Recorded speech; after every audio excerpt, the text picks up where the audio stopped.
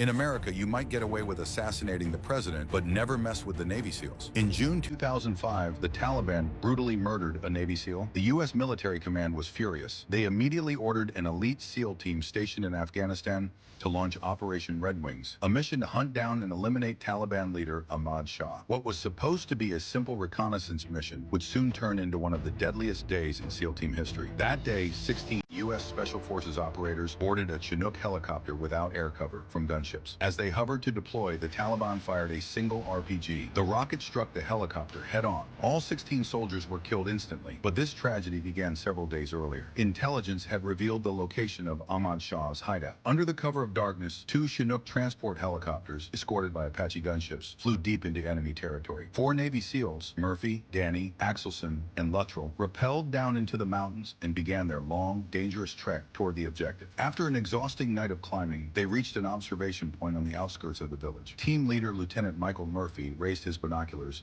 and quickly spotted their target, Ahmad Shah himself. Radio operator Danny Dietz tried to contact headquarters to request confirmation and further orders, but the dense Afghan forest disrupted their satellite signal. Communication was spotty and unreliable. Unable to get a stable connection, the team took cover in the brush, continuing to sketch the Taliban's camp layout while trying to reestablish contact. Then, danger struck out of nowhere. Danny froze. A herd of goats appeared over the ridge, followed by several Afghan herders. The four SEALs immediately held their breath, hoping not to be seen. One of the herders accidentally stepped on a SEAL's boot, exposing their position. The team leapt from hiding, quickly restraining the three herders at gunpoint. Murphy searched the eldest man and found a two-way radio hidden in his clothing. That could mean only one thing. They were Taliban informants. With their comms still down, Murphy took a huge risk and used an unencrypted satellite phone to contact command. Though he got through, the signal kept cutting out. He could barely hear the response. The team realized they had to make their own call. What to do with the herders? They had three options. Option one, execute them on the spot. But that would violate the rules of engagement, and if they ever made it home, they'd face a military tribunal. Option two, release them. But that meant certain exposure. The herders would almost certainly alert the Taliban, compromising the mission and sealing their fate. Option three, tie them up and leave them in the wilderness to die from the cold or wild animals. The four men argued fiercely. Some wanted to follow orders by the book, others insisted survival had to come first. In the end, Murphy made the call. Let them go. He believed that a soldier's honor should never be built on the death of unarmed civilians. What he didn't know was that this single act of mercy would cost them everything.